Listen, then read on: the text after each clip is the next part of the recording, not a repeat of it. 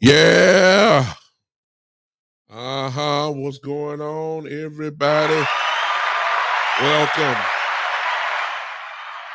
to the Big Time Show podcast that is being seen and heard live right now as we speak. My goodness, what is going on here today? Look, I don't know how y'all feel about it, but I am excited to once again come and hang with some of you guys on today. What's going on, everybody? Let me share this now. Let me share this now with you guys. I'm sharing right now, and I'm way behind. So I hope that you guys will allow me to share real quick for those that are here. Um, it's hot outside. Y'all know that. I don't know what part of the country you live in, but let me tell you something. Right here in Memphis, Tennessee, it's ridiculous. You know, we've had here in Memphis over the last couple of days heat indexes that have reached probably right around 105, 107, and really depending on where you are in Memphis. In the surrounding area. But the bottom line is it is just it's disrespectful hot. Y'all, it is just disrespectful hot. I mean, it's you don't even want to go to the mailbox. That's how bad it is. You look, you'll just catch up at night. You you ain't going in the day. And here's the funny part here in Memphis, and I'm not kidding y'all.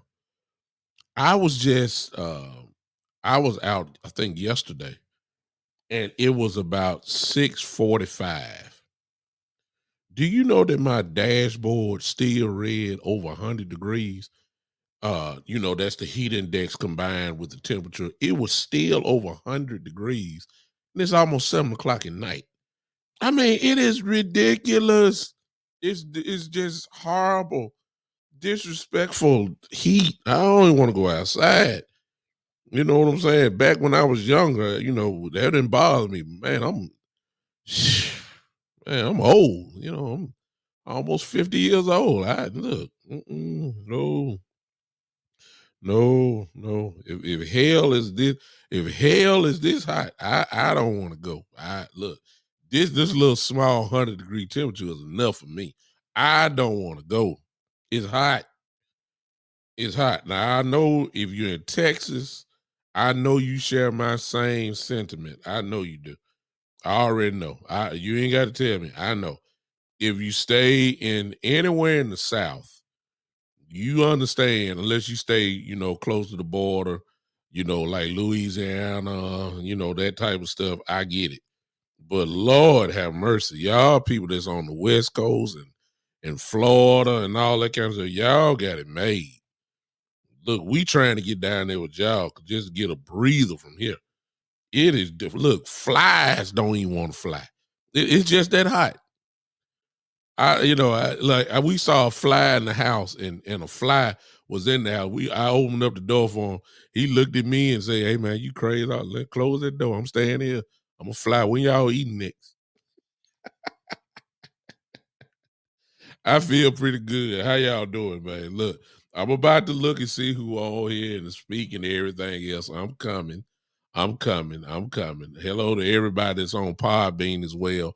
The home of the spot of the Big Time Show podcast. And then also the Spotlight Sports Network, which is the second home of the podcast. I appreciate those that have decided to come in and hang with me for a little bit as we talk today about Freestyle Friday. I'm not looking at the screen. You guys will dominate the show. I only got one thing that I want to throw out. And then the rest of the show, y'all got it. Whatever y'all want to talk about that's cowboy related, here I am to give you my humble and somewhat qualified opinion. How about that? Somewhat. Some folks think I know what I'm talking about. Then there are others that don't think I know halfway nothing. You know what I'm saying? So whichever side of the fence you want to go with, go ahead and get your thoughts and questions together now, or just your whatever you want to talk about.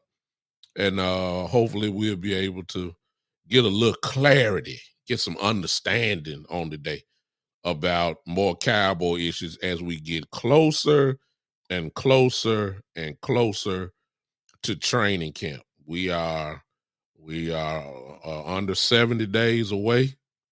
Uh, it's time. It's time, y'all. It's almost time. What's up, Coach? I see you there. What's up, Coach? I see you.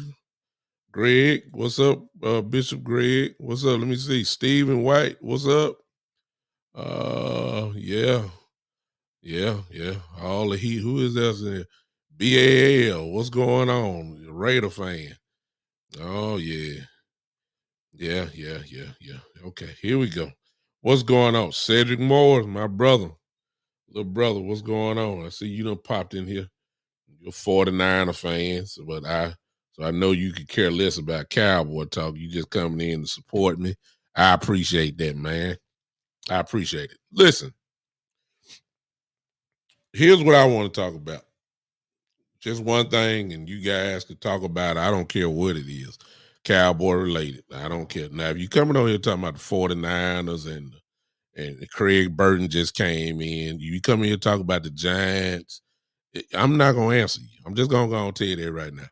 If you're not, look, if you coming in here talking about anything Cowboys, we can talk. If you talking about the look, go to find your 49er, Giant, Eagle, whoever you are, Steelers, whatever, Bengals, Buccaneers. Y'all find them bloggers. I don't talk about them guys. Okay, so don't ask me about that unless the Cowboys are playing them.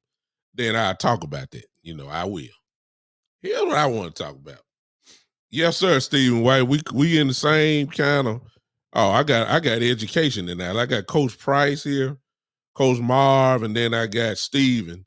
He's Dallas Cowboy for life. He said he been a life of Cowboys, and he's 53 years old. So I'm 49. So Coach Price, myself, and you, we're seasoned Cowboy fans. You understand? We're seasoned. We done seen it all. We done been to the mountain. And we done been to the valley. You understand? We done been somewhere in between. The younger Cowboy fans, they're you know they need us to kind of calm them down. You know, that's our job. This is the old folks podcast. This is the old folks podcast. Our job is that when everybody start out at hollering and screaming and see a name go across, let's sign them, please, let's sign them down. It's our job as the older seasoned Cowboy fans to come in and just say, hey, can we calm down, please? Can we calm down, please? That's our job. All right. Which leads to what I want to talk about. Uh, I'm convinced now. I'm convinced Let me go on and do it since I'm a preacher. When you see the preacher take the microphone out, you know you finna go on and get loose a little bit. Yeah. I'm convinced, y'all,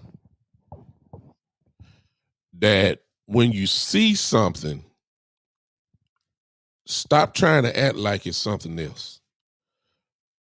And I'm coming from this standpoint. A lot of hope is in Cowboy land because we treat free agency like this is Madden off PlayStation 5, where every name you see, you think we're supposed to get them. Cowboy fans. Yeah, yeah. Stephen, don't let me hear the organ because I am a preacher now. I don't know if you know that or not, but I am an assistant pastor. I am a bishop in the Lord's church. Yeah. So if I hear organ, you know that do something to me. So I'm quiet. Okay, let me stop. You distracting me with that. I got to preach tomorrow. Actually, I have to preach on tomorrow. Actually, let me get out there for a minute. Listen, we have to start looking. See, faith is in the church. You can have faith in your team, but when you done seen a pattern for years and years and years and years and years and years and years, listen, stop acting like it's not what you seen. I'm saying that to say this. Why are we expecting Stephen Jones to be something else other than Stephen Jones? I don't I don't get hype at all. I don't understand why we have such false expectations of a guy whose main goal is to save money,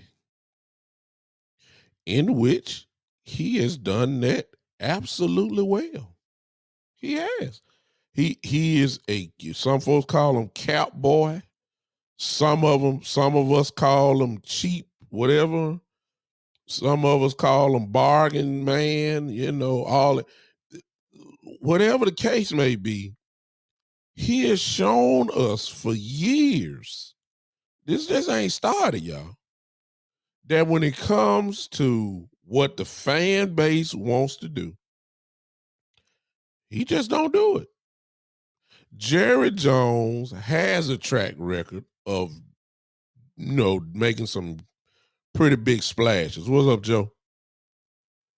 Not lately. And the reason why is because it is obvious, at least to me. Now, Jerry would never admit it, nobody in the front office would never admit it.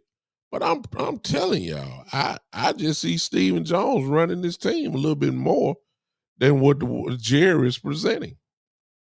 Because some of this stuff that I'm seeing is not Jerry Jones type movement, if I can say it like that.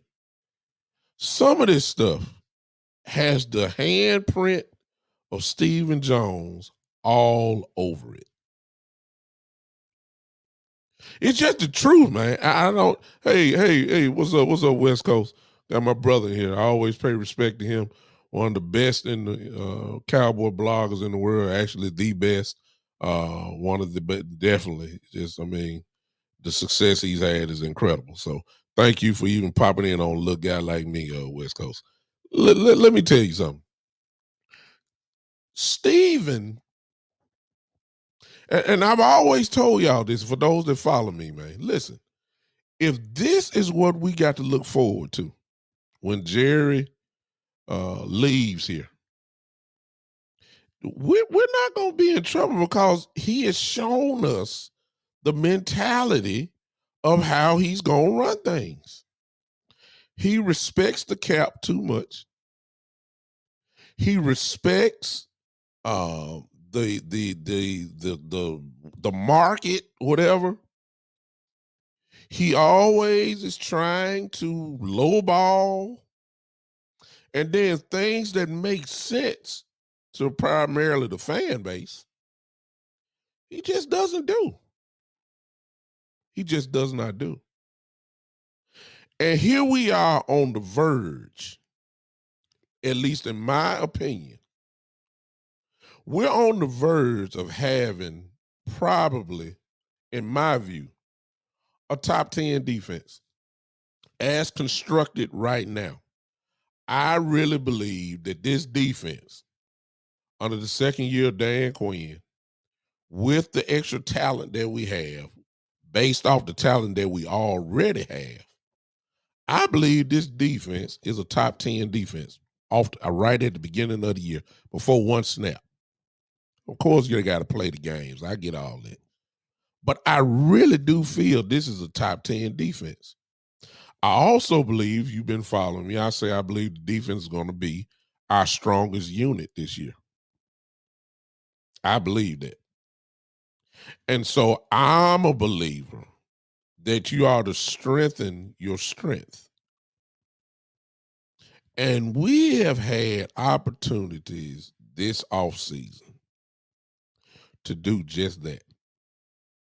We have had opportunities to make what I feel a top 10 defense. And I feel like you can make it with a couple spots, twins here. You can make this team a top 5 defense. And if you're really doing something, a couple of spots would make it a top 3 defense. That's just my opinion. You may differ, and it's okay. Let's go down the list real quick. You didn't even offer Bobby Wagner a contract. I mean, that would make us better defense. You knew it. Especially since the weakest link on the defense is probably the linebacker position. I think we're good on the front defensive line. I mean, defensive tackles. Pass rush should be pretty good. You throw Michael in there every now and then, it just gets better. I believe the secondary is compared to the front, the defensive line, linebackers, and secondary. I believe the secondary will run second. And then I think lastly, the linebackers will be third. And when you look at who our linebackers are, you got a bunch of guys there who are either coming off an injury or are predominantly an injured player other than Michael Parsons. When you talk about Cox, who everybody loves, he's just coming off ACL. We don't know what he's going to be. And even if he is there, ladies and gentlemen, he really hadn't played the linebacker position in the NFL. He was a special teams guy. He did play a few plays in there. He has speed. We know that, okay? We know that. But he's when you're young and fast like that, your eyes is going to be the problem. Can you get fooled? If you want Cox, okay. LV stay hurt. He is Sean Lee 2.0. You can't depend on that. Which leaves Michael Parsons. Oh, I'm sorry. They don't just leave Michael Parsons. You got Luke Gifford. Luke Gifford ain't Luke Gifford ain't, I mean, he ain't been good enough to get in the game. I mean, he's a special teams good guy. These are the linebackers that we're talking about. LV can't stay healthy. You got Michael Parsons, who all world, but this is what you have. So in my view, I thought that we should strengthen our linebackers. That's just me. I thought we should strengthen our linebackers. I thought that would be the way to go. And if depending on who you get at that linebacker position, I said that this has the potential of being a top 3 defense if you get the right linebacker. So let's look. You had a chance to get Bobby Wagner. You insulted him. Okay, so he gone on to the Rams. Anthony Barr is still sitting out there. I don't get it. You ain't. I mean, you ain't even. Well, I guess I'm. With the Cowboys, I about to say, what are you waiting on somebody to get hurt? Then you gonna make a move? Shoot, I challenge and say that even if somebody did get hurt, they still wouldn't go get Bar. It's just not in Stephen Jones. I mean, it's mind boggling to me why we won't do anything. So we knew, and here's my point. Here's my point. Here's my point, and then I'm done. Here's my point, and then I'm done, and y'all can tell me what y'all want to talk about, and I'll open up the lines a little bit later, and we can talk. But here's my point. The Cowboys knew that they needed a linebacker. They know they need one. They know they knew they need one. They did. They do. And they went and signed one. They did. They got a linebacker. They did. They went out and got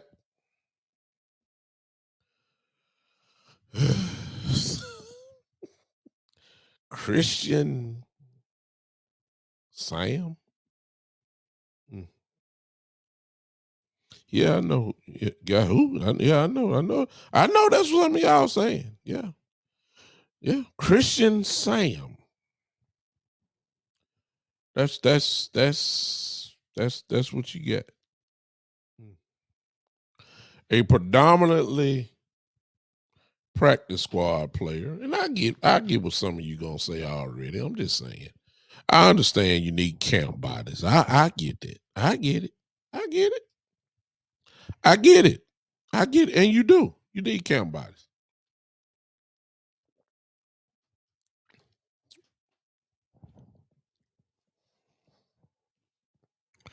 Uh, uh, I know we need camp bodies. I know. I know. I know. But if you have an obvious need, why don't you just go ahead and address the need? I don't think the Cowboys are release. Look, I you know, I don't think they're just 100% sold on who they're coming in with as the linebackers on this team in the training camp.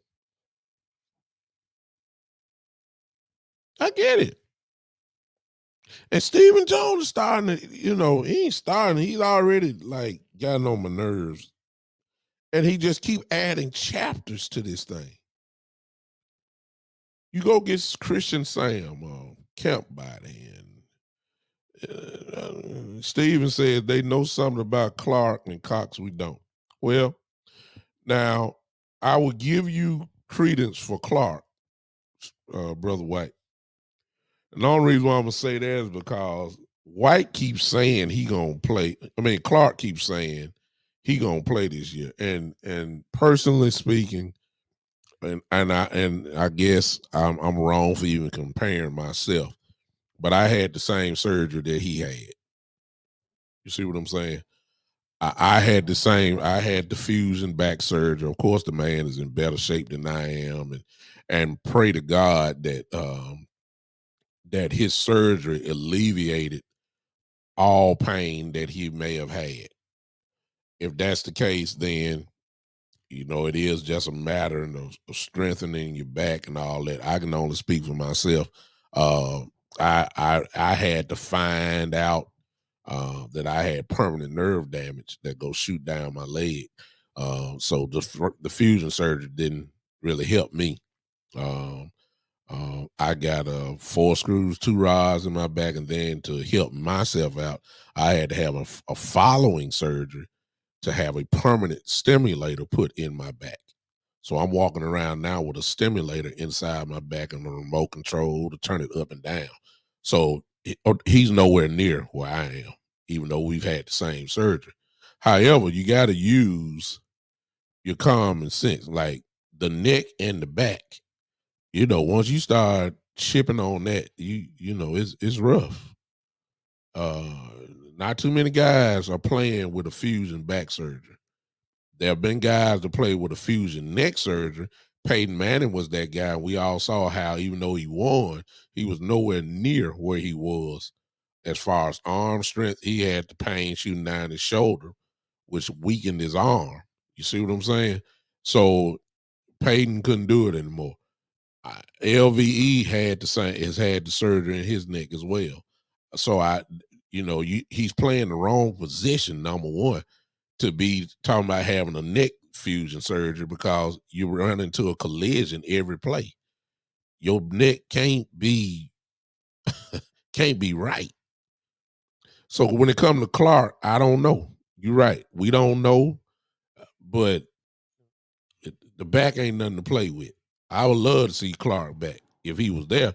He's physical and he's dangerous and all that kind of stuff. I get that part. But Christian Sam, I mean, even if he makes the team, is he better than Luke Gifford? I mean, come on. I ain't worried about Cox and, LVE and Parsons. I mean, good Lord. Is he even better than Luke Gifford? Because that's your fourth linebacker right there. That sounds like a special teams guy to me. So, I mean, is he even going to make the special teams? I mean, it's just, I got a problem. I got a problem with not addressing the issue. I'm sorry. And there's different ways I get it, but God Almighty, will you address the issue? If you're gonna address it, let's just address it. You got the money sitting right there. The Cowboy's done well. He's got the money. We got money to spend. What you saving it for? Just to look at it? I mean, I don't get Stephen Jones. Now, he keep adding more chapters. One other chapter he added, and y'all know about it by now. Von Miller.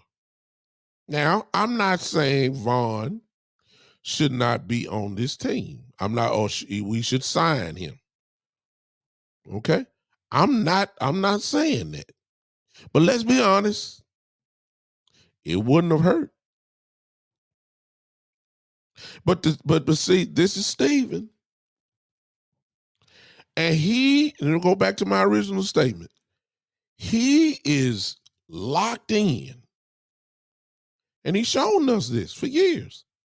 He is locked in on this draft and developmental strategy that he has put on Will McClay.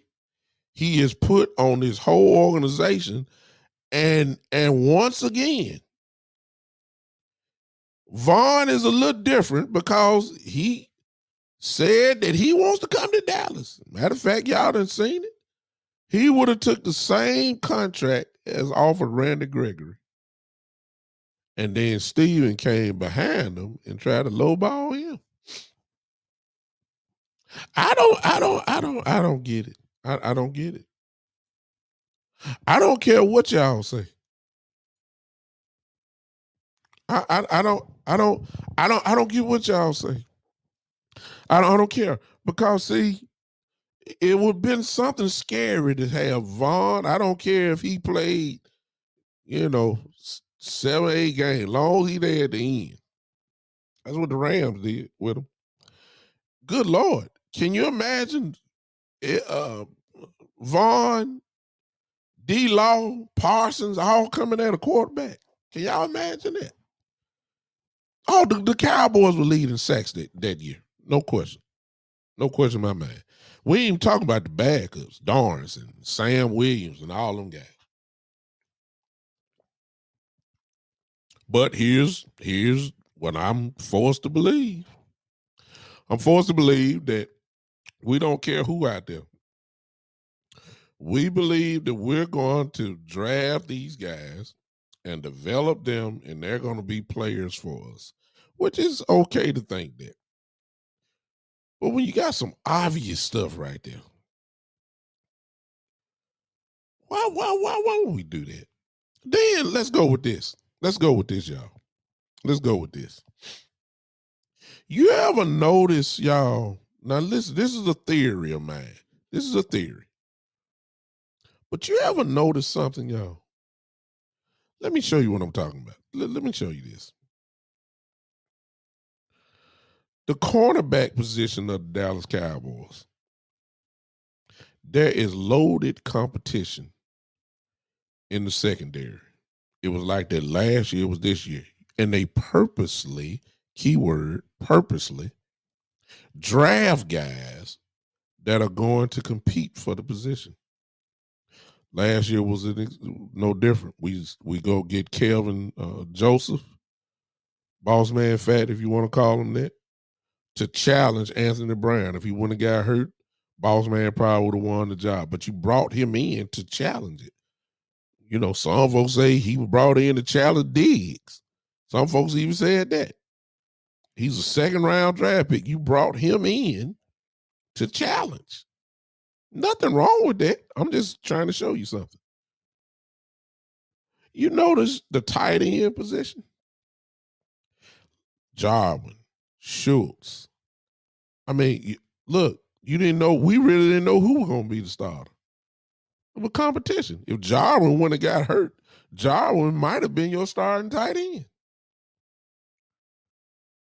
Y'all notice that? Defensive line. Look at the talent. Look at all this talent on defensive line. Look at all this talent. You sign a big deal for Dorrance Armstrong, but you immediately go draft Sam Williams. And I get the point some of you gonna say, hey, you know, there's nothing wrong with having a plethora of pass rushers. I get it, but it's still competition. Because one of them guys need to start, the other one need to come off the bench. And we talking second round draft picks who usually are starters, immediate.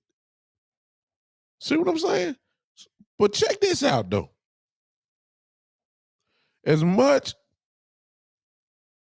as some of y'all didn't like Romo, they never brought in a quarterback to challenge Romo all those years. Dak just so happened to be there because everybody was hurt. Kellen Moore was hurt. Romo went down.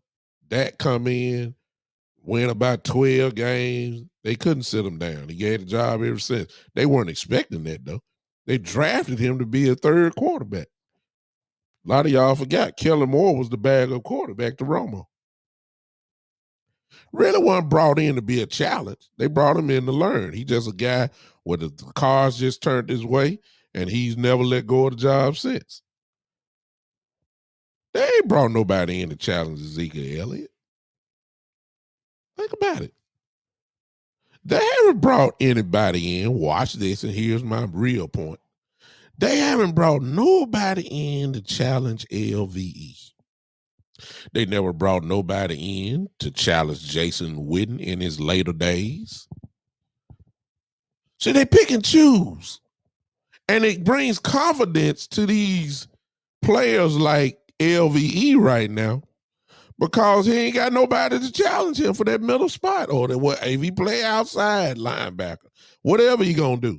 They ain't brought nobody in but Christian Sam. Lord have mercy.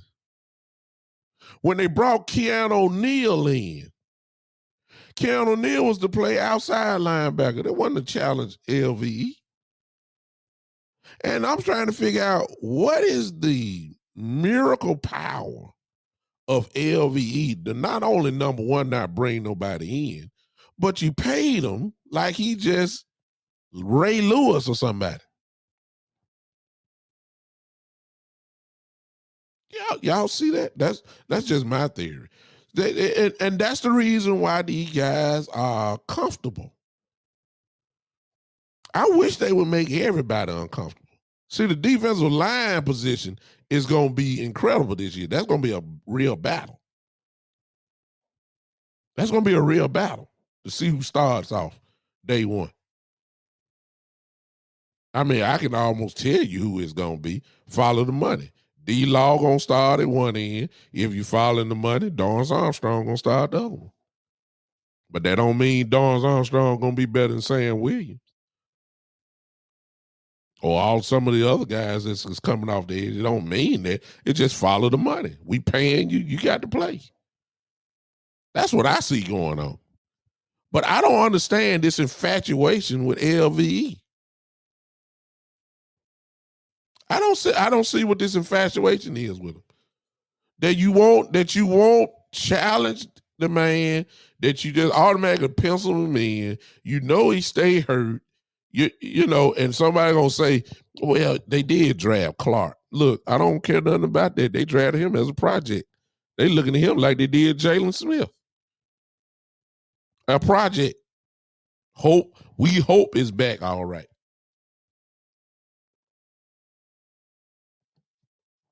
I get it, Steven. And you're absolutely right, because that's what they showed. When they brought up Javon Curse, they brought him in the box. I get it. I get it. Now, I ain't gonna argue with you on that. I'm saying that this linebacker core is questionable. You know, and the incredible ability of Michael Parsons. You know, some may say, well, he makes up 2 for 1. Well, what if he get hurt? What you got then?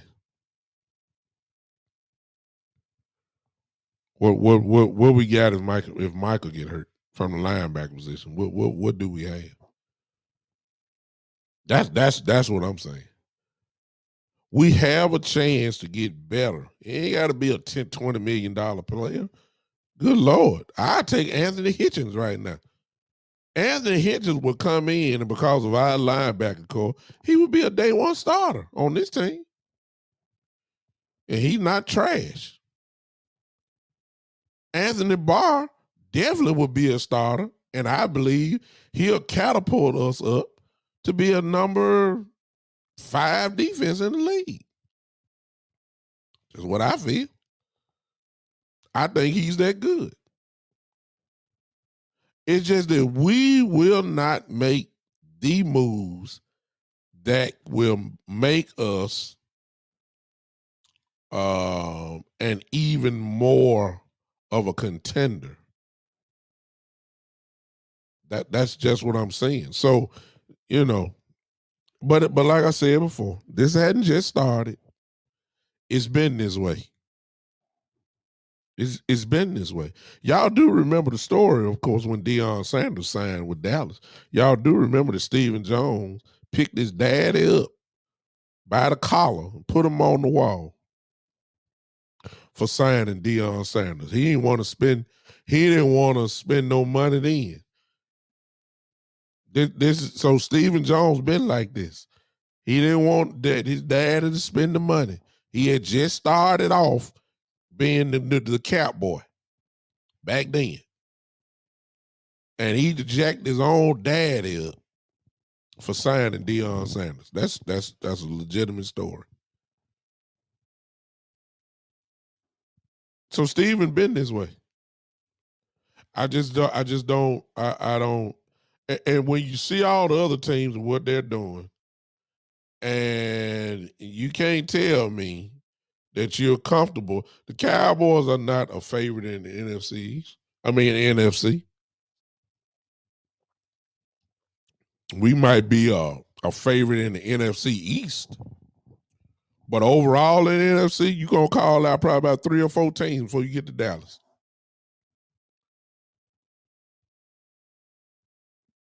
Yeah.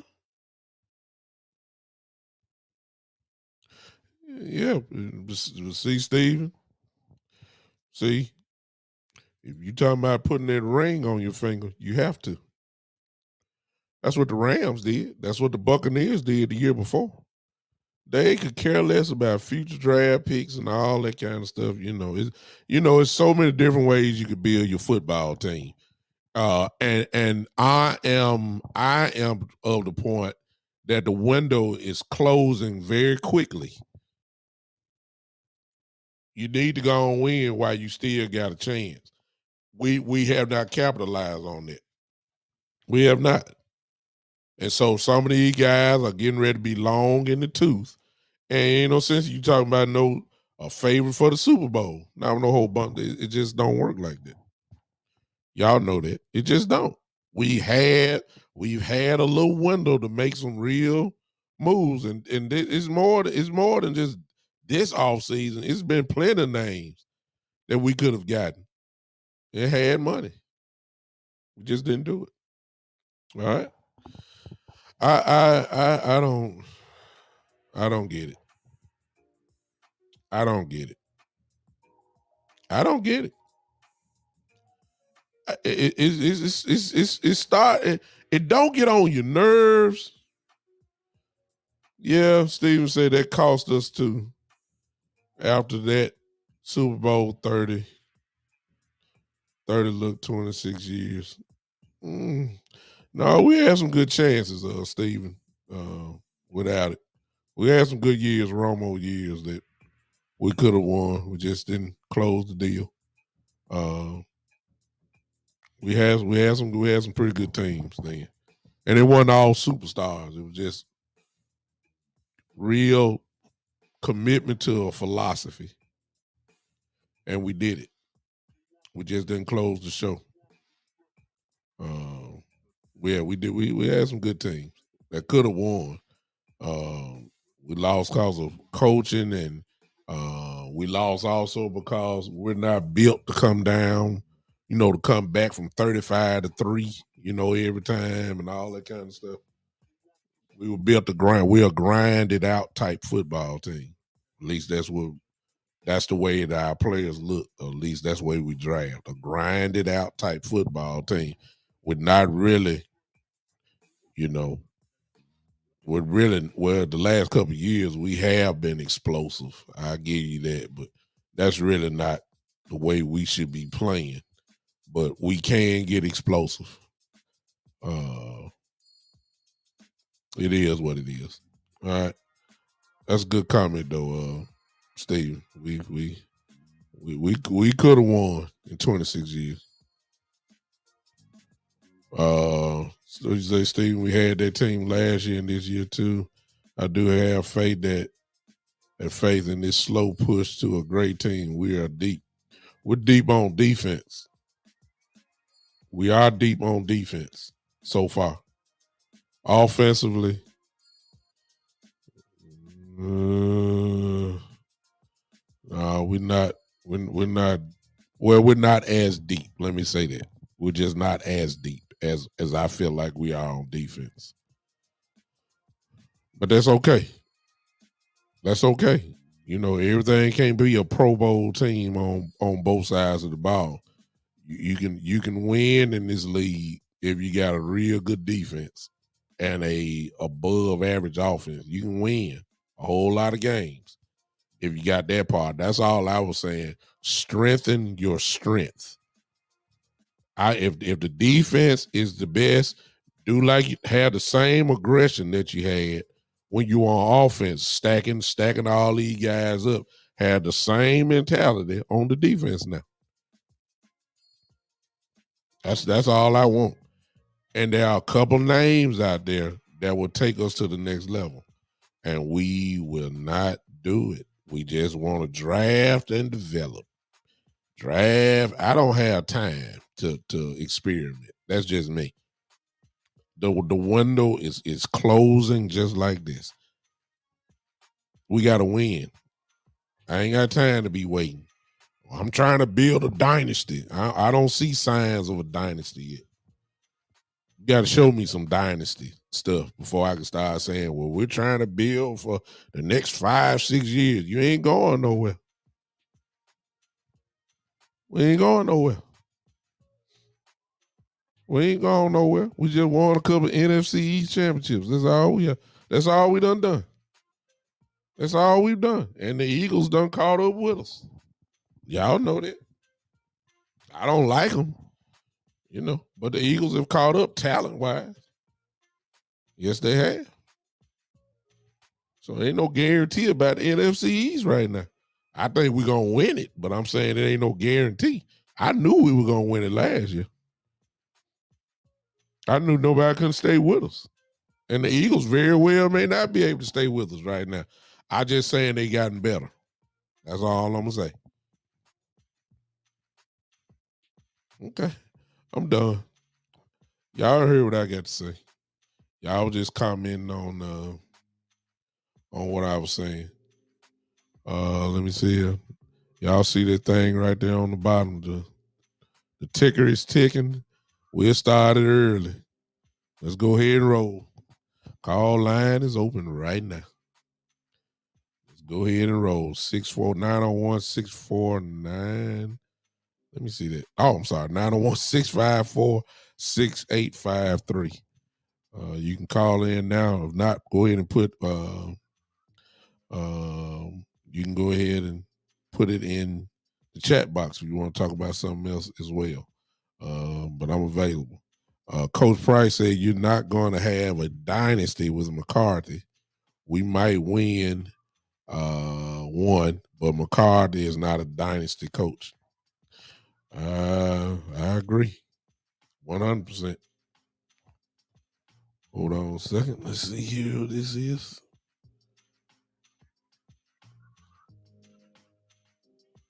Let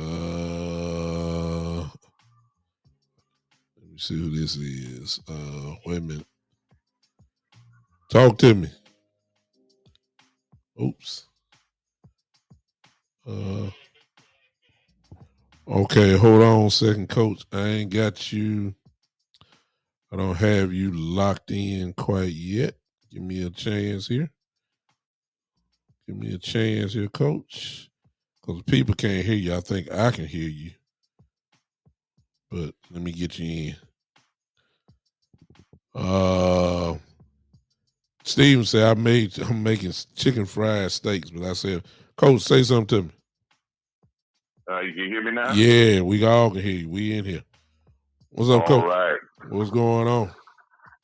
Ain't nothing going on. I'm glad to be back, man. Had to travel down south to Alabama for the 4th of July. We could see some family and relax with them and see a multitude of my family, 51 first cousins in the state of Alabama. So incredible. It's a big family down there, man. And I see you got my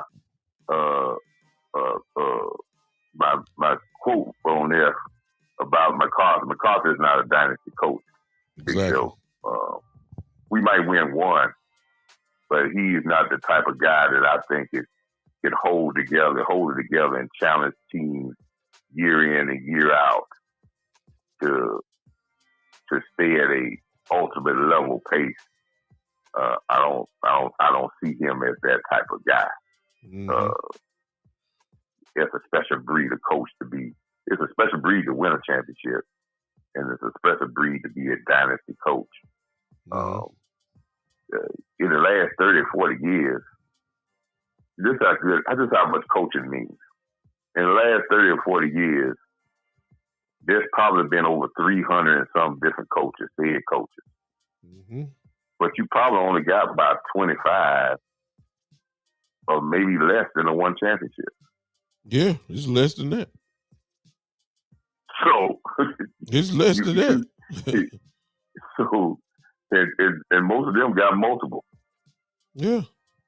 So it takes a special guy to coach men and to keep them motivated to win. But stop right there, Coach. So based off what you're saying, let me ask you this question. What do you think about Coach McCarthy's championship in Green Bay? Say that again.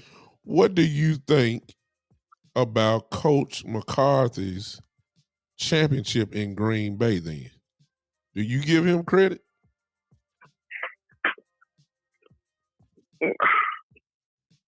I think I know. If you look at Coach McCarthy's championship in Green Bay, I think that was the only year that they ranked up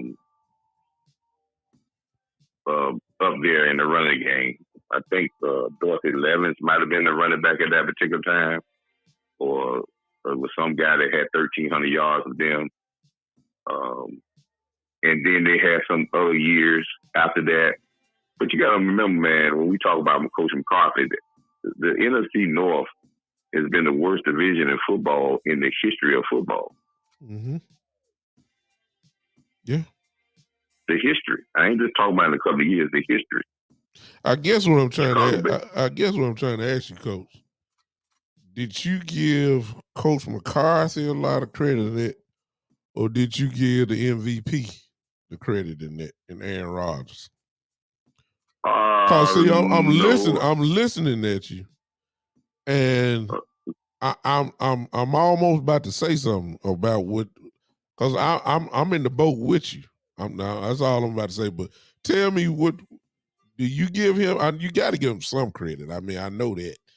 But I give him some credit. Yeah, he's head coach. Yeah. But do you give him real credit? The credit that Belichick gets, the credit that Mike Tomlin gets for winning. Do you give him that type of nod, or you kind of in the middle of this thing? No, I definitely don't give him that type of credit that I would give Belichick or even Mike Tomlin. Yeah. Because of the fact, and I'm gonna say it for this reason, and this sometimes it's kind of you have to look at it this way. Mike McCarthy had a very good team when he won the championship. Mm-hmm. They had a very good defense coordinator, and they had a very good defense that year. Mm-hmm. And yes, he's had some success after they won a championship, mm-hmm. but their level of success wasn't conducive to, they just had a great talented team that year. A lot of people, let's just take Belichick. A lot of people give Tom Brady a lot of credit for Belichick's championship, but we look at the New England team, the rest of the team was reconstructed 3 times for him to win championships. Mm-hmm. The other pieces was reconstructed 3 times. Mm-hmm. That takes coaching. Yeah. To find how to reconstruct with totally different teams. Even Tom Brady said that in his documentary he has about, he talks about his times he was in the Super Bowl. He talks about how the Coach Belichick reconstructed the team 3 times for them to keep being competitive and continue to get back to the Super Bowl. Yeah. So I don't see McCarthy as a guy that can reconstruct the team again to keep it at ultimate level. Well, I even break it down like this because I'm listening to you, Coach, and I'm trying to figure out really where I stand with him. As I'm really, we point the finger at Kellen Moore so much that we don't have the real conversations about Coach McCarthy. Let me ask you this, and it's been so long, you may really can't answer this, but he was the play caller and the quote-unquote offensive coordinator of Green Bay when they won the Super Bowl. Now, mm-hmm. do you give him credit, or do you look at Aaron Rodgers, even though he was much younger, he still was the MVP of that year? Or do you say that it's because, do you look at Aaron Rodgers like he was like Peyton Manning was in Indianapolis? No, I look at Aaron Rodgers as being good, but Big Show, this is what people kind of forget. And, we have short-term memories, and that's why we give a lot of people credit. The last 5 years in Green Bay, they had a problem with their offense, and Aaron Rodgers kept saying the offense was bland and not creative. Mm-hmm. That's why McCarthy got fired. Mm-hmm. Exactly. We forget about what was being said that put him on the hot seat. Exactly. And he said that he didn't feel that McCarthy worked enough to be creative enough, so McCarthy had to go into the tunnel after he left Green Bay to try to get more attuned to the new style of offense. But he did that in the tunnel, not with a team. Yeah. And then he comes to the Dallas, and he allows a young blood coordinator who skipped a lot of steps that's not experienced enough, mm-hmm. take over the offense and not mold him and groom him like he should. Yeah. Those are problems. We have to look at the full picture. The reason why he was let go in Green Bay, because the last 5 years, Aaron Rodgers said he was not creative enough, and he made him run around and make plays with his athletic ability, but there was no substance. You don't see Aaron Rodgers run now. You see them run the ball more. Yeah. And the game is much easier for Aaron Rodgers. He don't won 2 MVPs since McCarthy left. Yeah. Yeah. Duh. Yeah. I'm with you. I'm just trying to make sure. They definitely facts. I'm just trying to make sure, cause when you said that he's not a dynasty coach, the question to me becomes, can he lead a team to a Super Bowl? I mean, I'm starting to wonder that. I ain't saying he can't, but I'm starting to wonder. Ain't no sense in me lying about it. I'm starting to wonder. Because see, his best attribute, and that could be questioned just based off what you said. His best attribute has been taken away already, because his best attribute is he's an offensive coordinator. Well, he ain't calling no plays here. So if that ain't what he's doing, what is he? He's not a great motivator. He's not a guy that guys run through a wall for. That's Dan Quinn. So I'm trying to figure out who is this guy?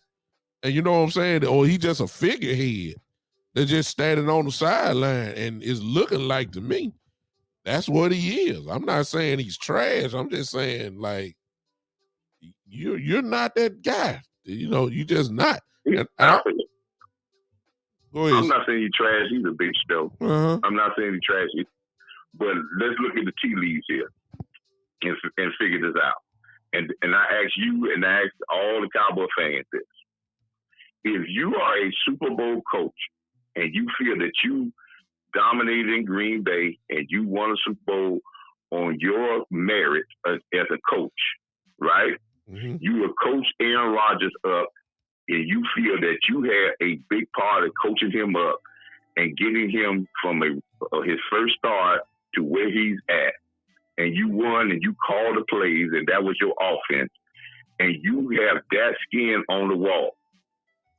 Yeah. Would you take a job with an organization and allow them to tell you that this young guy that's only been an offense coordinator for 2 years is going to control the offense, and you're not going to have a major say in the offense that's run, and you have done it already in the NFL and you felt that you have done it?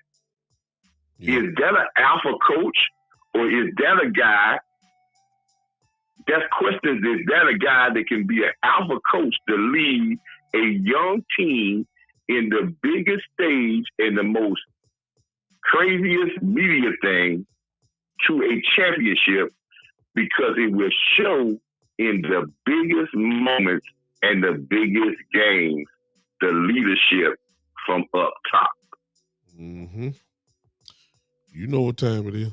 I'm just asking. That's just, when you talk about Cowboys talk, common sense is the base thing for us with Cowboys talk.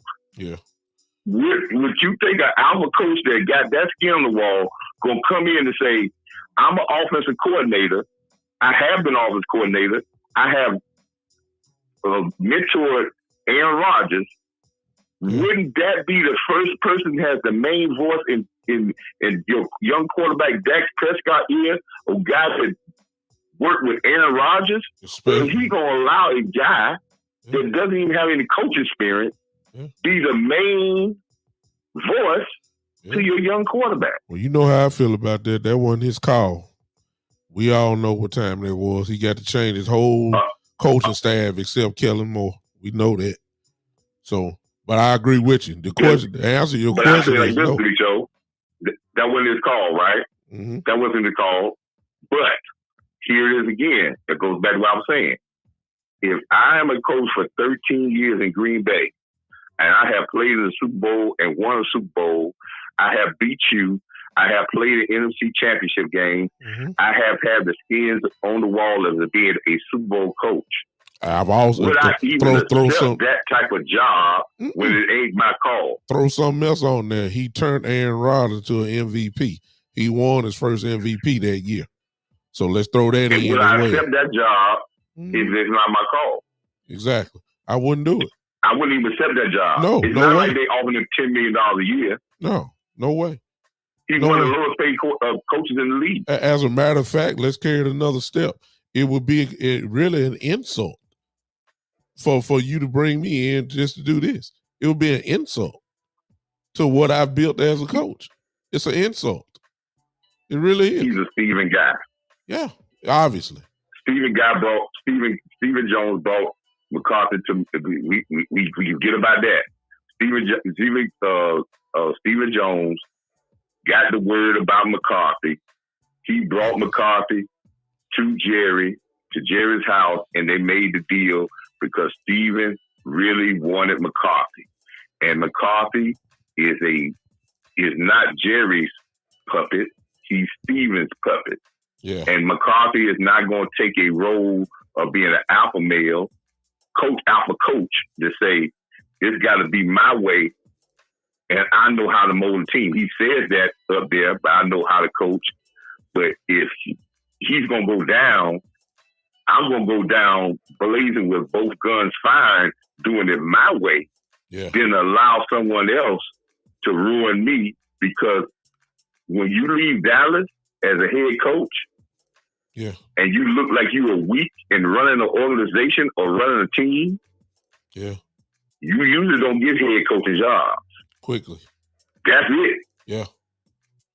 Talk about some of the coaches that left. Did they ever get head coach jobs again? No.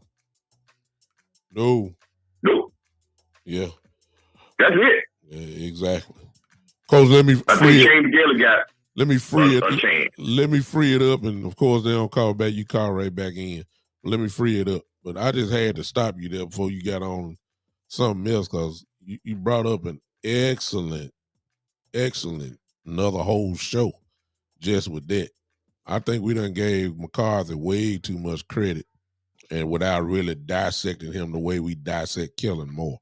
That's what I feel. And once you start dissecting him, you'll really start to make you, it'll make you feel worse than what you already are. That's what I'm feeling right now. Ain't no sense in me lying about it. I don't think he's the guy. I just don't. I don't think he's the guy, and he's very capable. He knows the game. Ain't no doubt about that. I give him that. But he's just not the guy that this team need to take them to the next level. Or he's the perfect guy if you just want to stay stagnant. And you know the sad part about this is, Coach Nye say that, the man done won games since he been here. He done won games. He won 12 last year. I mean, he won. He's won games. But this is what I wanted to say, Big Show. That's why I know that this Cowboy team, talent is not a problem on this Cowboys team. It's not. It is not a problem on this team.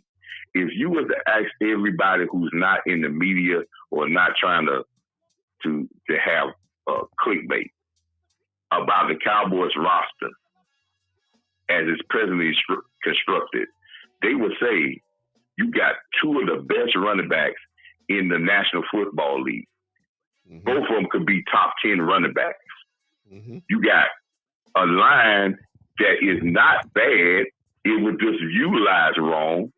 And you have a defense of last year that's multi-talented with a lot of different pieces and guys that have shown on film that they are very good with a more of experienced time of this to be in the same situation next year, this coming year.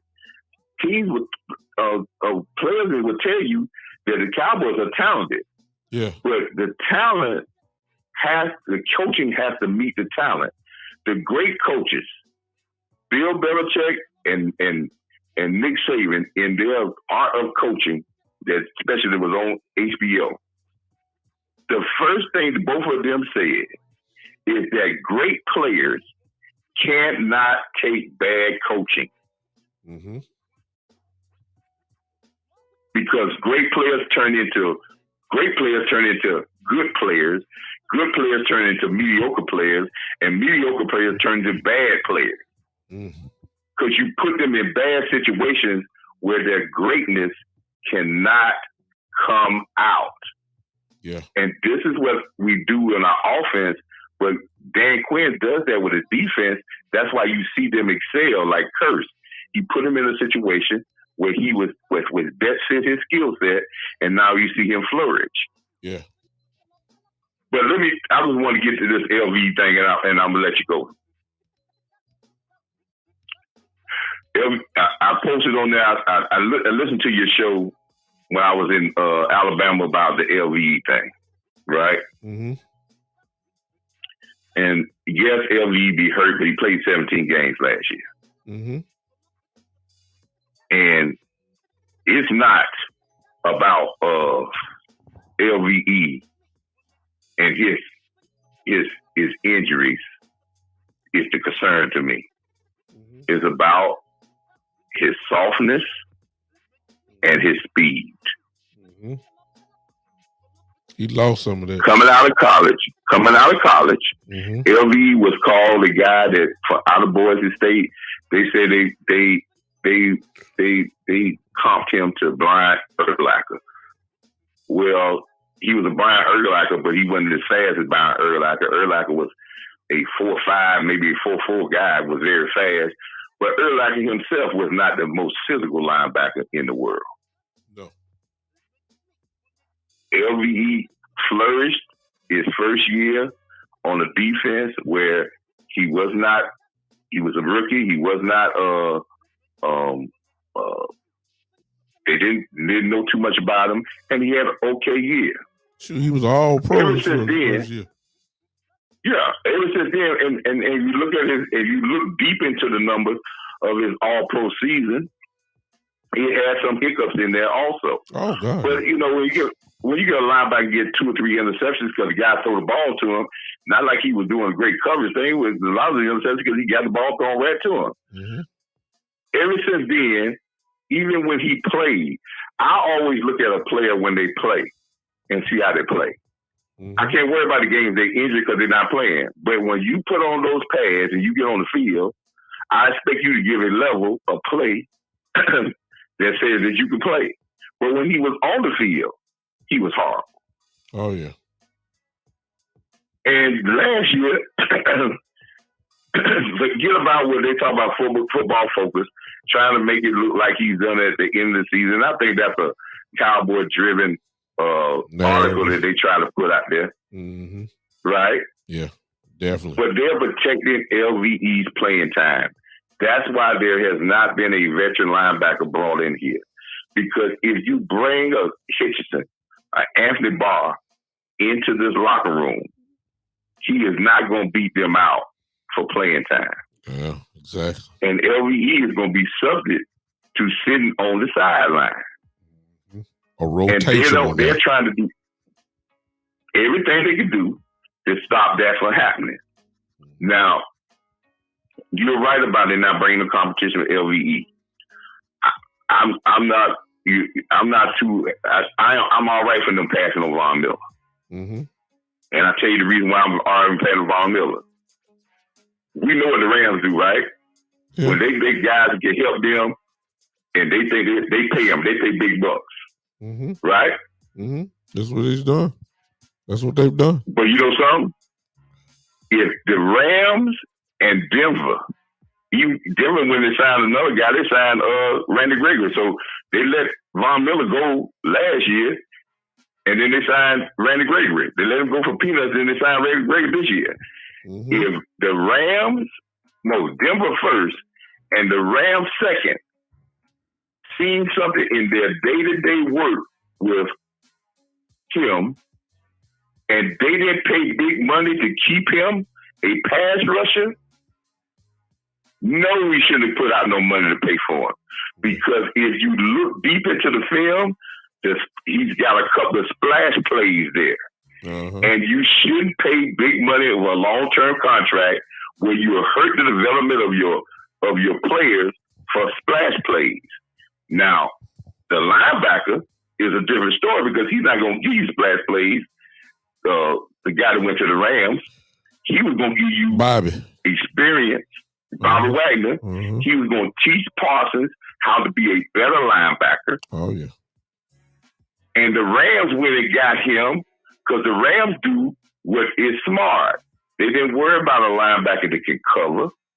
They worried about a linebacker that can stuff the run behind that line because they know they play San Francisco every 2 times a year, and San Francisco been killing the running the football. Exactly. So this is why I say why Cowboys. We have a good football team.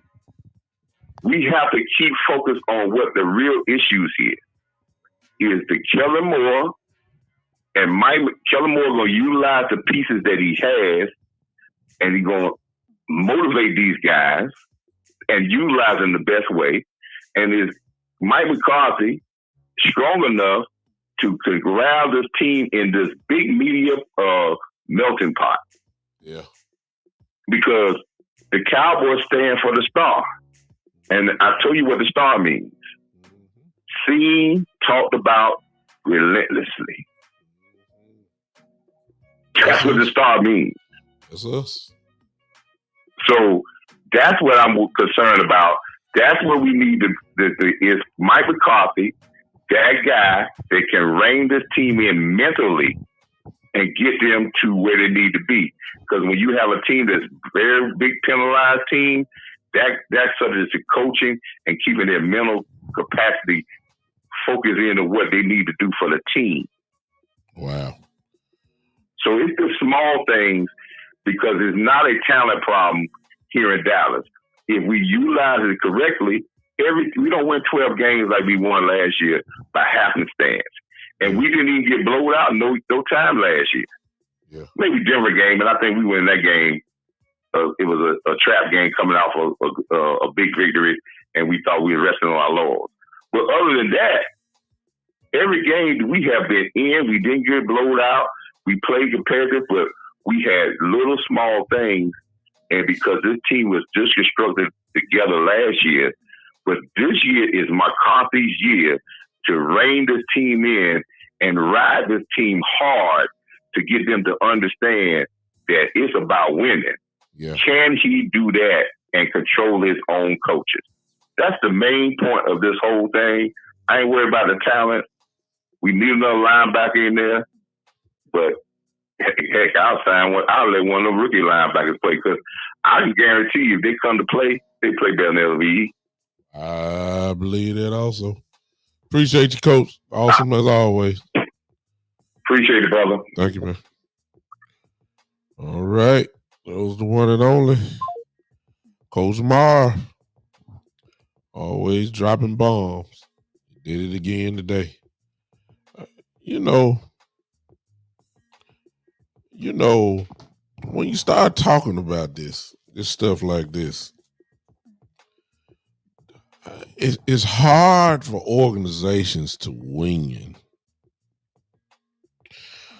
when there's really no stability. Let's look at this, and I guess I might finish with that. Well, I forgot about that, Joe. They signed the kicker too when they signed the linebacker. So they've signed a kicker in, Lom, whatever his name is, I forgot his, I know we signed the kicker. I just can't pronounce his name to bring in competition for the kicking job. So we did sign somebody for that. But look, y'all, if you really do an honest assessment, and Coach helped us out on that today. And it just dawned on me because when you start talking about these coaches, it actually shows where you stand with them. Like, y'all don't have to wonder where I stand with Kellen Moore. Y'all know that. Y'all know I don't like him as an offensive coordinator. And even though he got the number one offense or whatever, I still don't like him because situational football is what he's horrible at. Horrible. It's play calling. That's just my opinion. You may think he's best thing since sliced bread. Okay. That's on you. I think he's horrible. Goal line, inside the 20-yard line, he's not that great. But when you start giving an honest assessment of this thing, yeah. When you look at the front office, are we stable there? I mean, I guess it depends on what your definition of stability is. Like, I mean, I don't know. I guess you have to categorize it. Are we stable in the front office as far as you can really honestly say we got a real good shot at winning the Super Bowl? I mean, are you feel like that? Then when you go down, you look at you usually look at your general manager. Well, we all know who our general manager is, same as the owner, so we really ain't got to go through that. The next thing you look at is your head coach, and I'm starting to think in my mind, and coach just kind of put, added a little bit more fuel to the fire. That I'm not saying Coach McCarthy is stable. So look at the picture. Are we stable? Then the next step is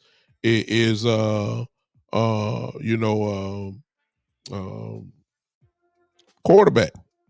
Well, let me go back. Coach Price just put up another thing. He says, "Where would be without Will, who I feel like is really the real GM as far as talent goes, we'll be in real trouble. Because one thing about Will, he got too many Pro Bowl players on his resume to say he don't know what he's doing.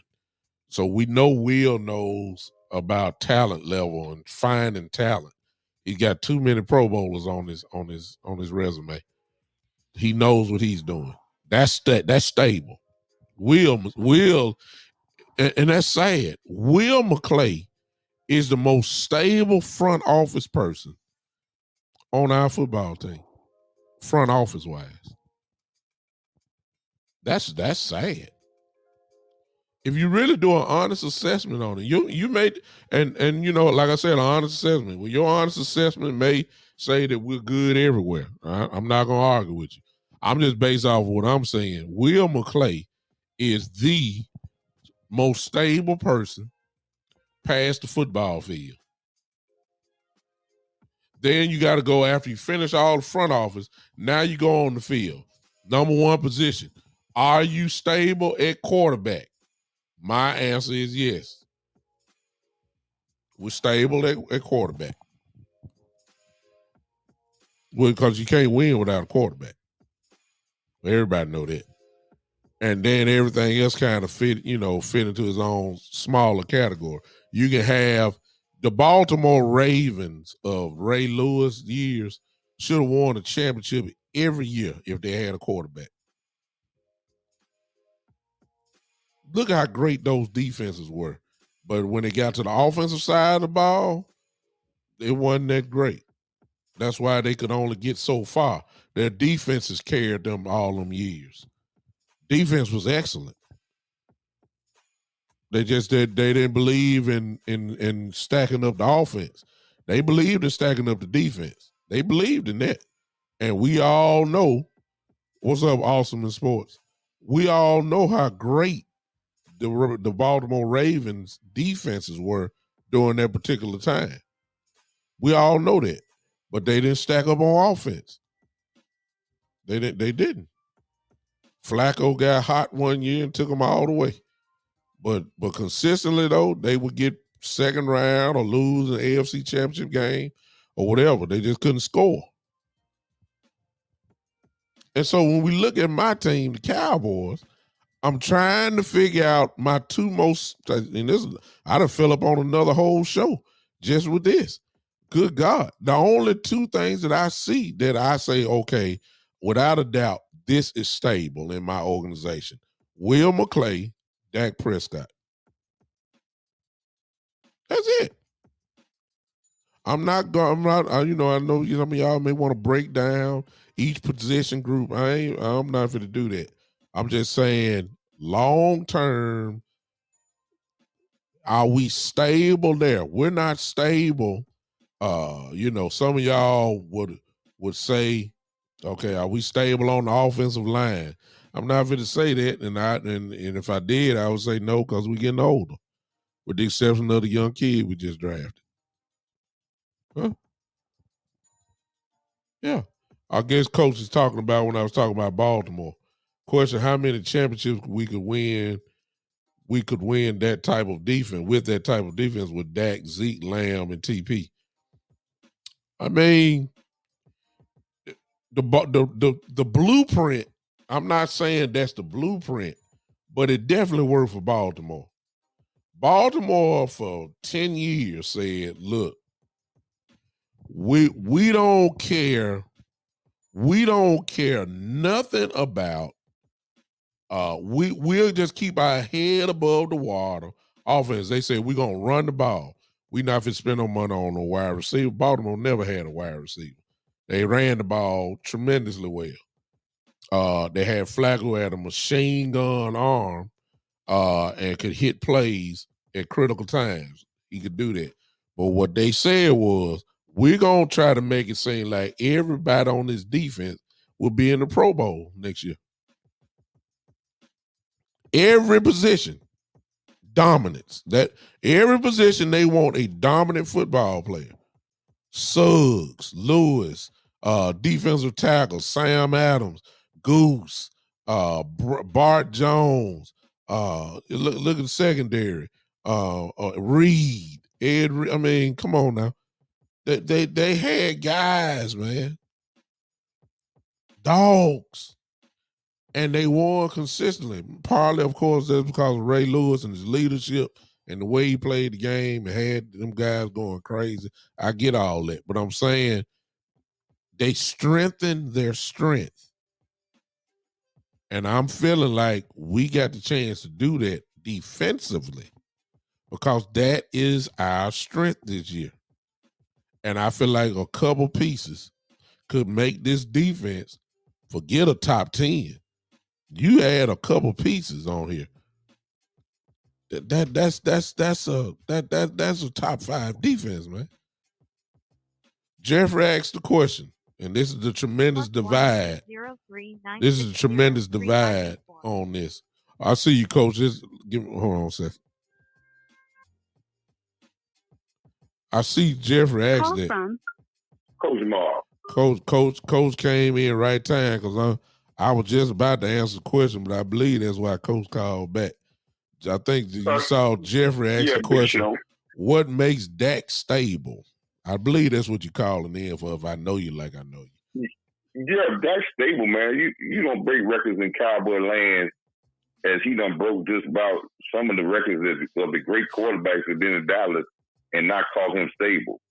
Mm-hmm. But I did call back for this reason right here about my question I just asked. You, Big Show, I think you point out 3 of us that we go back to the Cowboys, way back to all the championships, the mountaintop experience. Everything except the 72 team. I can talk about 77 and up. I've been around for all the championships. Uh-huh. The defense that the Baltimore Ravens had, every year that we have won a championship, our defense has been compared to that type of defense. Mm-hmm. Even with the Roger Staubach, the doomsday defense, when we had the 3-headed monster in Dallas of Drew Pearson, Tony Dorsett, and Roger Staubach, the doomsday defense made it much easier for them to do whatever they wanted to do and dominate it. Mm-hmm. Lightning struck us lightning struck again, and history will repeat itself. It comes into the 90s. Troy Aikman, Emmitt Smith, and Michael Irvin, and the defense with those Super Bowl years was either 1 or 2 or 3 in the league when we won those championships. Mm-hmm. We have never, Cowboy fans, we have never played in a championship game, NFC championship game, a Super Bowl, or won a Super Bowl without a top 10 defense and a top 5 running game in the history of the Cowboys. Exactly. History repeats itself. If you don't believe history repeats itself, you sleep on a rock. Exactly. This is the way that this is the DNA of this organization. And when you try to change the DNA of anything, you make it lesser than what it really can be. Mm-hmm. Exactly. Appreciate you, Coach. Facts. No, those are definitely facts. Ain't no doubt about that. Appreciate you, and Coach. And we're close to being there right now. I really do believe it, Coach. I really do believe it, and I think that we are another linebacker away from really saying, okay, let's roll. Let's see what we really got. I believe we one more linebacker away. That's all I want. Just give me one. And on offense, you got a guy named Lamb that is going to have a great year. And if you utilize those two guys in the backfield, man, it's going to make it easier for Lamb and any receiver on the other end. You will dominate the NFL. Every team in the NFL fears you. They just don't want you to utilize it the right way. If we, actually, and I'm thinking this last question. If we had Bill Belichick as coach, or Sean McVay, or Kyle Shanahan, with the team constructed just like it is right now, without changing a piece, would we be asking these questions about could we win a Super Bowl this year? Nope, and that points back to your original question from minutes ago, coaching. That goes back to that bottom line. And to answer your other question about what we have on offense, that depresses me because you're making me have to start talking about Kellen Moore then, and that's a depressing item for me, so I ain't gonna even go there. He got to show me, Coach. He got to show me. We will be asking these questions. They will be talking about us losing the championship game because we wasn't experienced enough, or we was lacking certain things. They wouldn't be talking about could the coaches take this team to the next level. And those coaches I named may change the linebacker. They may get a linebacker here, but they probably wouldn't touch another thing on our team. Yep. I agree. No doubt about it. They might get Lamb. I'll throw in Lamb. They can work with Lamb. You put Lamb with the right people, and he gonna explode. But I think Lamb is just too good. He gonna explode anyway.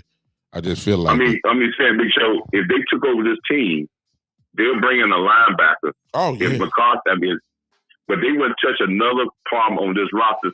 No. And they would love Will McClay. Yeah. And they would, because they'll know he'll keep bringing people in for competition.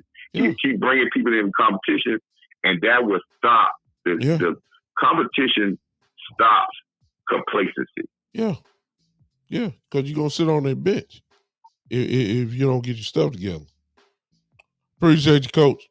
Again. All right. Thank you. Jeffrey, I'll take my stab at your question because that's why you put it out there. What makes Dak stable? There's just so many ways you can go with that. What makes him stable? Other than the obvious, other than last year. And I really believe, Jeffrey, you probably saying that because of the stigma that he has about not winning the big game or whatever. My only argument, and I believe I'm right in probably guessing that, because statistically, he's there. I mean, we can't deny that. He's there. 37 touchdowns last year. He's there. He can score. He's one of the few. Once you look at his rookie year up until now, you're gonna be real hard trying to find. It's gonna be real hard trying to find a quarterback that has progressed from rookie year up until this moment as good as he has. You really gonna have to go back. I mean, from year one to now, where you're a fourth round quarterback, and there are teams right now where if you were to do a draft, if you were to do that draft all over again, Dak Prescott will be in the first round because he's one of those guys that you need. He's a long-term franchise quarterback. Now, the problem that we've had over the years, when we say franchise quarterback, we automatically said where the ring at. That's fine. Just because you don't, and that's a fair assessment, but just because you don't have a ring does not mean that you're not a franchise quarterback. Matthew Stafford just got his now, but Matthew Stafford is a franchise quarterback before the ring. Before the ring. Well, there's a list of names or guys who hadn't won. Marino come to mind. He didn't win, but we all know he was a franchise quarterback. And then there have been a lot of guys who have won, but they really not franchise quarterbacks. Trent Dilfer, Joe Flacco, they're not franchise type guys. This guy, with the amount of pressure that he had in his first year, Dak Prescott, up until this present moment, he's a friend. He's stable. You can depend on him. He just has not knocked down that stigma that a lot of Cowboy fans and national media have. Like, okay, yeah, we see your stats. Yeah, you got 37 touchdowns and 12, 13 interceptions for the year and 4,000 yards and close to 5,000. But where your playoff wins at? And that's a fair assessment because that's how you get judged to become a great quarterback. Is about how much have you won. But at the same time, let's be honest now. See, we have done this over the years as well. Like when Tampa win, the first thing you say is Brady got him. Brady got him. They did that in the Super Bowl. It wasn't Brady. It was that defense that did that. It was that defense that won that Super Bowl against Kansas City. They shut them down. But when they won, they say Brady, Brady, Brady, Brady, Brady. Oh my God! And then as soon as they lose, it's not Brady then. But see, Brady has that type of status. You watch the playoff games, Dallas had problems on defense in those playoff games. Green Bay ripped us apart starting off, and Dak had to come back and all that kind of stuff. The 49er game, we just couldn't stop. We couldn't, our defense couldn't stop them. That ain't got nothing to do with that. Defense played well all year. Played San Francisco game and got ran over. That's what happened. So we gotta be real careful on, that. Put it this way. He's one of probably the top 10, depending on how you look at it. He's probably one of the top 10 guys in the whole world that can do their job. In the whole world. Joe, absolutely right. With Romo, we had great offense but bad defense. That's because we weren't stacking on defense. We stacked on offense back then. Dak, put it this way. Put Dak Prescott on the trade market and watch what happens. You can name about 15 to probably about 10, 12 teams that will line up in a heartbeat to take him. That's when you know you're okay. You don't think the Washington Commandos, whatever they are, you don't think they'll take Dak over Carson Wentz? You don't think the Giants wouldn't take Dak Prescott over Daniel Jones? I'm just staying in the division. Do you think that I'll tell you what, put Dak with Philadelphia this year. See what I'm saying? Oh yeah. I mean, I just stay with the NFC East. They'll take them out. You think the New Orleans Saints put Dak Prescott with the New Orleans Saints this year? Watch what happens. And that's what Jameis Winston did. Thank you, Joe. Put Dak Prescott with Cleveland this year. Watch what happens. You give Dak Prescott Chubb and the other running back Kareem Hunt with Njoku and Amari Cooper. Okay, what you think gonna happen? Put Dak Prescott in Pittsburgh right now. You think Mike Tomlin wouldn't take Dak Prescott? Oh my God. Put Dak Prescott with New England. You don't think that Dak Prescott ain't better than Jones, whatever the kid name is? Matt Jones. Come on now. I'm just throwing names out. I'm serious. Put that y'all. You want to go? Let me go there. You don't think that San Francisco would take Dak Prescott over Trey Lance right now? What about Chicago? Hello. You put Dak Prescott in San Francisco right now. Let me tell you something. There's gonna be a lot of people saying San Francisco going to the Super Bowl. Yeah, because I'll be one of them. Oh, Dak is stable. Doc. Don't. Let's not. We just ain't won, but I just named off a few. I mean, if I go line by line, good Lord, they'll be knocking at Dak front door if we put them on the trading block. Jose put Dak with Minnesota over Kirk Cousins. Yeah, come on now. Put Dak Prescott in Minnesota with Dalvin Cook and Justin Jefferson and Adam Thielen and Kyle Rudolph. And I mean, come on. And Matheson. I mean, come on now. You don't think Minnesota would be more of a threat? Come on now. Come on. I think I named about 12 or 13. I ain't got to the obvious, Jacksonville and New York Jets and stuff like that. But I tell you what, let's really go and hit the home run. How about this one? And this really was gonna mess you up. How about this one? Put Dak Prescott with the Tennessee Titans and Derrick Henry. And you tell me, what's gonna happen. Huh? Look at all that talent Miami got this year. You don't think that somebody would, if the coach had a choice between Tua and Dak Prescott, who you think they're gonna take?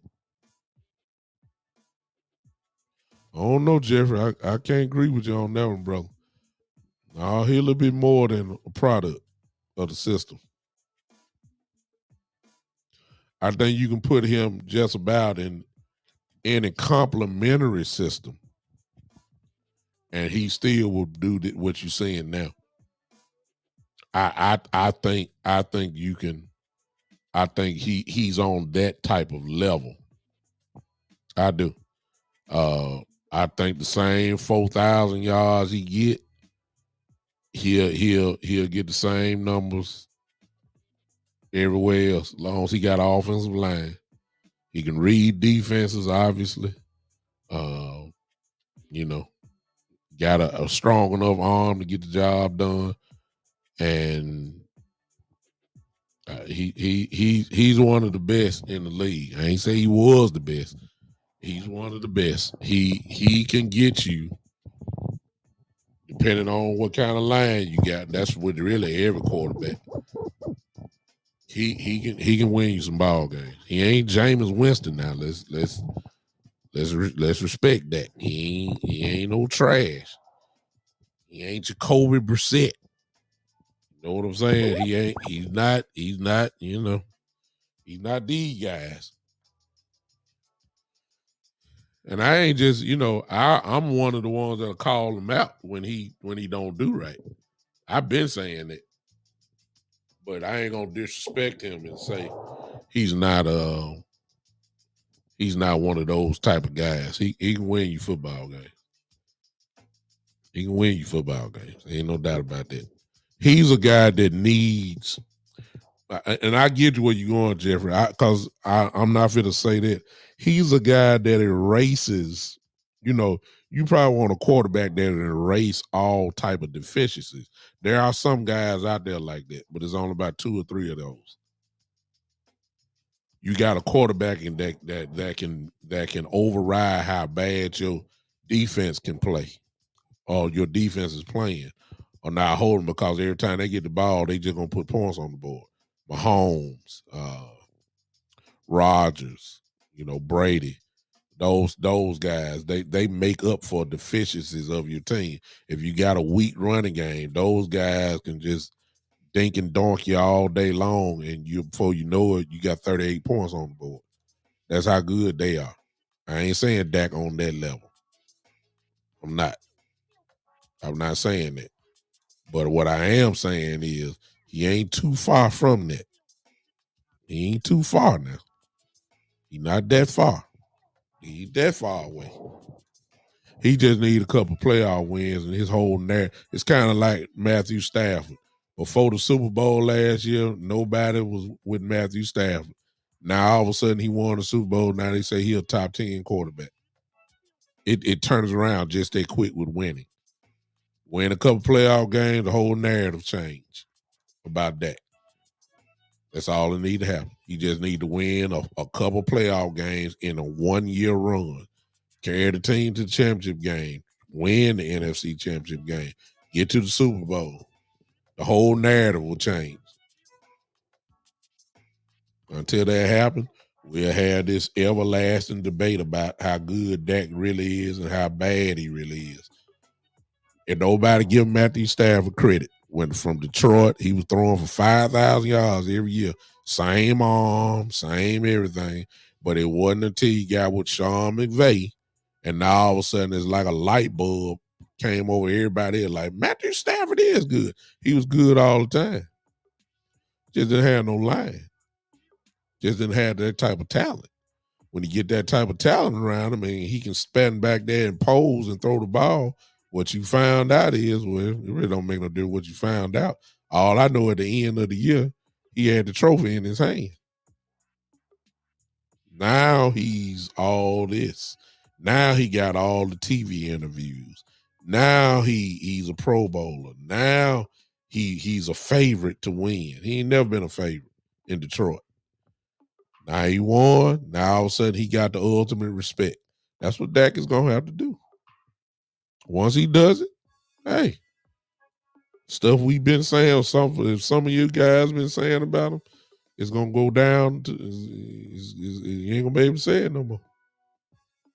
You gotta win though. You gotta win to get it off of him. I agree with that part.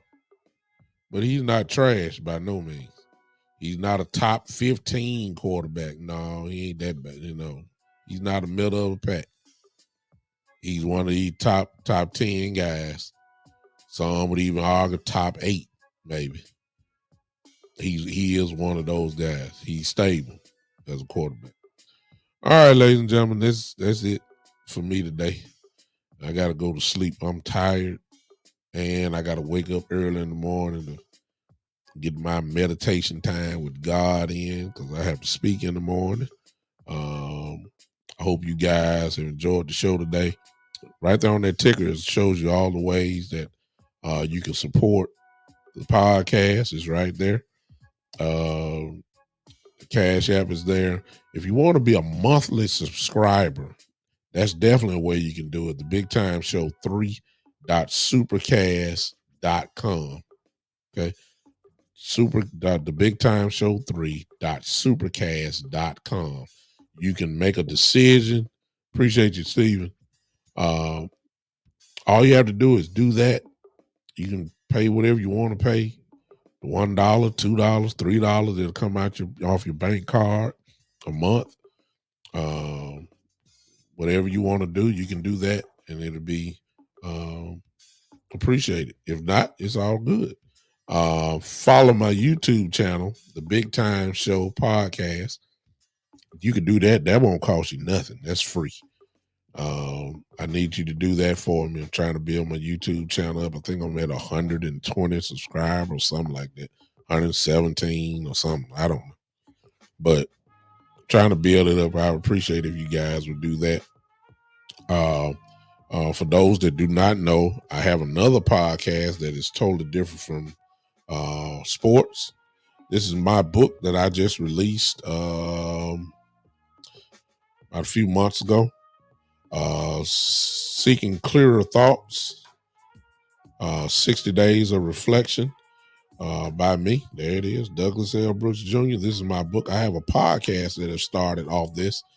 This is my religious podcast where I try to get people to think. It's not a preaching platform. At least I'm not trying to do that. Just trying to have a discussion about ways that we can think. Now it's based off God's word, and we talk about small topics, and some of the stuff comes from my book. If you're interested in getting my book, it's there. Go to Amazon. I make it real simple for you. Go to Amazon. Just type in. I don't know if y'all can see that real good, but it's there.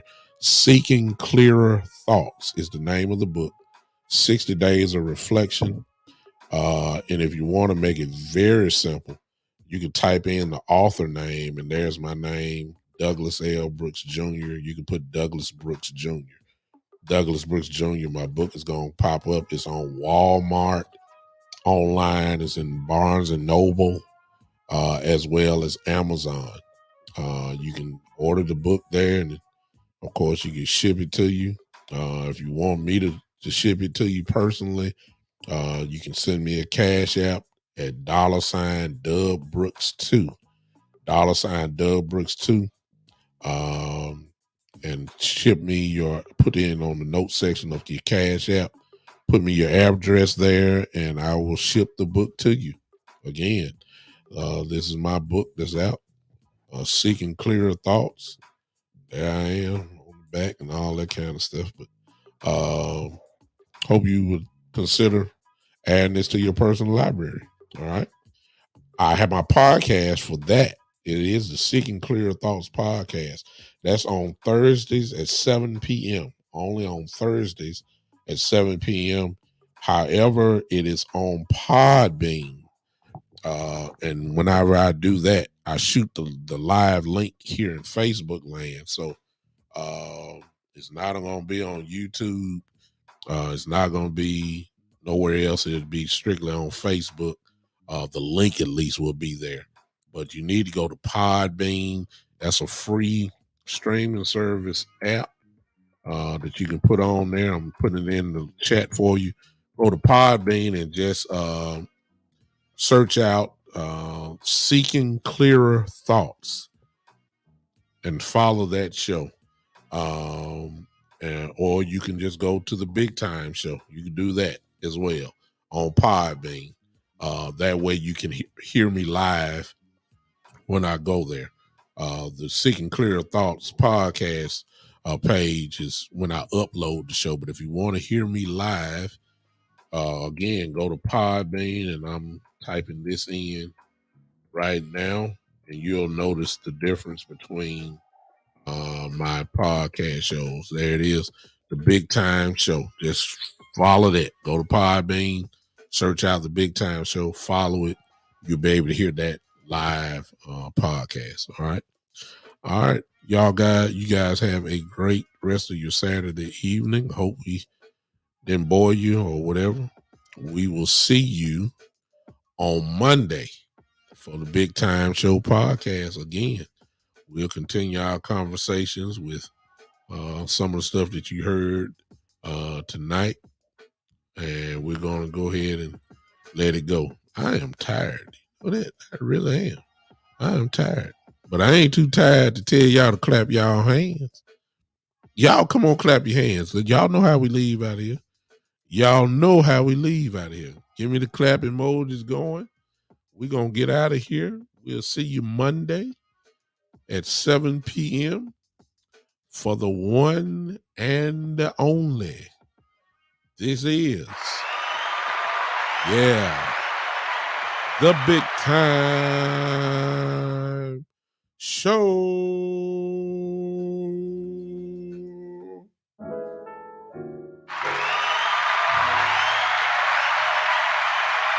Put your hands on it.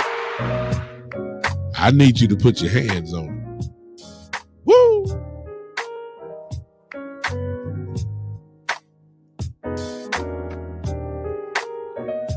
Royal lady, you just popped in at the end. You might as well clap your hands. Come on, contribute. Well, you just popped out, so it'll be all right. Call the name, they start running. Woo! Pie baby showing a whole lot of folks been in here. Nobody stay though. It's just we'll see you Monday. The big time show.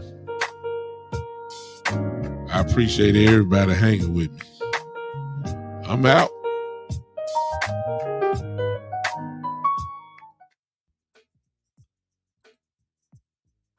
Well, I mean, am I really out?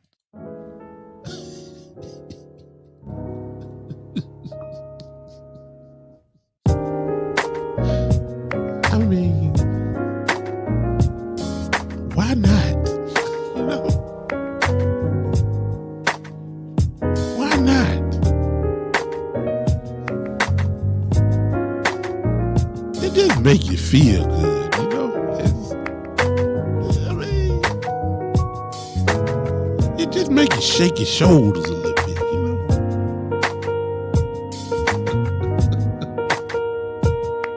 You know, it just makes you pat your foot, you know.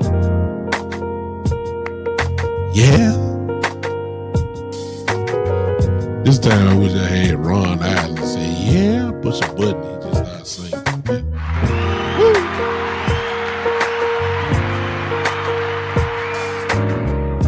All right, that's enough. We'll see y'all.